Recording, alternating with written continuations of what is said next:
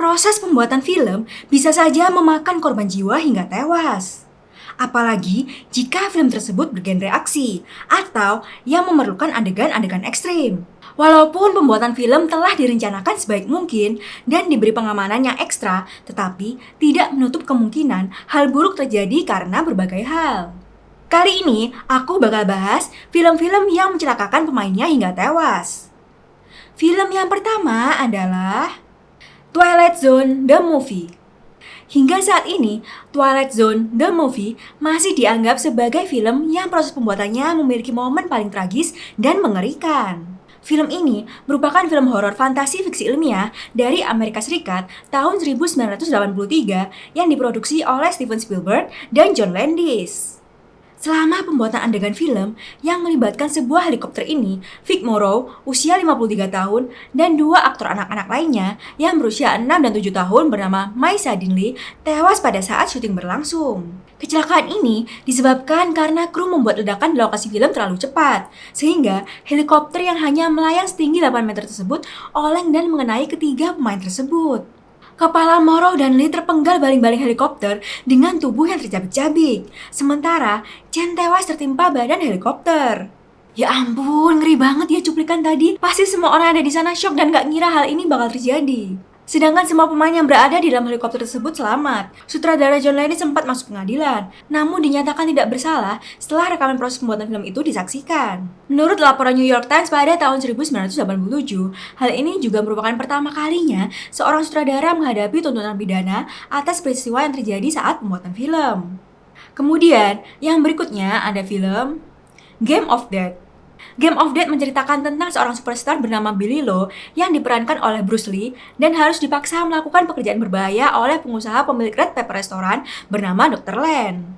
Tetapi, karena Billy Lo selalu menolak tawarannya, pemilik restoran tersebut menyuruh beberapa orang untuk mengajar bahkan menewaskan Billy. Untungnya, Billy diselamatkan oleh Jim Marshall dengan cara membuat berita kematian palsu terhadap Billy. Akhirnya, Billy pun merencanakan balas dendam terhadap Dr. Len dan terus mengikuti kemanapun Dr. Len pergi. Pada tanggal 20 Juli 1973, Bruce Lee berdiskusi seputar film ini bersama produser Raymond Chow yang kemudian berangkat ke kediaman aktris Betty Ting Pei untuk membicarakan naskahnya. Tetapi, Chow pergi duluan untuk makan malam.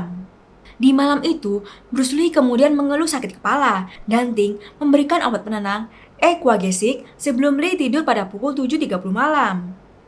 Namun, ia tak kunjung bangun pada malam itu. Diduga, Bruce Lee meninggal karena kelelahan yang menyebabkan otaknya menyusut sampai 100 cc pada saat otopsi. Game of Death adalah satu-satunya film yang menggunakan mayat asli pada adegan kematian di mana sang tokoh utamanya akhirnya meninggal di akhir cerita. Di situ terlihat adegan pemakaman Bruce Lee dan di situ juga terlihat mayatnya yang sudah siap ditutup peti dan disaksikan seluruh warga Hong Kong. Film yang ketiga yaitu The Crow. The Crow bercerita tentang aksi balas dendam Eric Draven yang diperankan oleh Brandon Lee saat ia ingin balas dendam karena kematian kekasihnya. Tetapi, balas dendam itu dia lakukan setelah ia dibangkitkan dari kematiannya oleh burung gagak. Berawal pada suatu malam, Eric yang merupakan seorang gitaris sedang melakukan ritual Devil's Night dengan kekasihnya, yaitu Shelley. Kedua pasangan itu pun diserang oleh 4 orang perampok hingga tewas. Yang ternyata, otak dari penyerangan ini semua adalah bos besar yang melakukan ritual Devil's Night pertama kali. Namun, yang paling menyakitkan bagi Eric adalah dia juga melihat kekasihnya dilecehkan oleh perampok tersebut sebelum ia tewas. Pada adegan di mana Eric Draven menyaksikan tunangannya akan dilecehkan, pelaku tersebut menembak Eric dan ternyata senjatanya terisi dengan peluru asli. Sampai sekarang belum terungkap siapa yang masukkan peluru tersebut. Waduh, apa jangan-jangan ada yang gak suka sama aktor tadi ya guys? Makanya pelurunya diisi sama peluru asli. Lanjut ke film berikutnya yaitu Triple X. Film yang dibintangi Vin Diesel ini menceritakan seorang atlet olahraga ekstrim, Sandra Cake, yang direkrut oleh pemerintah untuk misi khusus. Hampir seluruh aksinya bisa mempertaruhkan nyawanya sendiri. Namun, Sander tidak menghiraukan hal tersebut karena ia merasa tertantang adrenalinnya dengan aksi tersebut. Misi tersebut adalah menyelidiki lebih dalam tentang sebuah geng berbahaya bernama Anarchy 99 yang telah membuat salah satu anggota NAS tewas ketika bertugas menghadapi mereka. Akhirnya, Sander memutuskan untuk menerima tawaran tersebut dan bergabung dengan NAS. Di luar dugaannya, tidak semudah itu menghadapi anarki 99. Karena mereka adalah geng berbahaya yang ternyata lebih mengerikan sekaligus terencana. Sentry yang hanya bermodalkan keberanian, harus berjuang, dan rela melakukan hal-hal yang tidak ia ketahui dan kuasai. Sayangnya, salah satu pemeran pengganti untuk Vin Diesel meninggal karena terhempas ke sebuah jembatan. Ketika itu, O'Connor yang merupakan penerjun udara ditarik dengan kecepatan tinggi dengan sebuah parasut. Namun, ia terkena sebuah jembatan dan tewas ketika. Adegan itu dimunculkan dalam film Triple X yang dirilis pada tahun 2002. Film yang terakhir ada Top Gun. Top Gun merupakan film yang tayang perdana pada tahun 1986 dan dibintangi oleh Tom Cruise. Film ini menjadi salah satu top hit movies pada zamannya. Bercerita tentang seorang pilot tempur bernama Peter Maverick Mitchell yang diperankan oleh Tom Cruise. Ia ingin menjadi penerbang terbaik dunia. Ia kemudian dipindah ke sekolah penerbangan yang mendidik pilot terbaik dunia, yaitu Top Gun.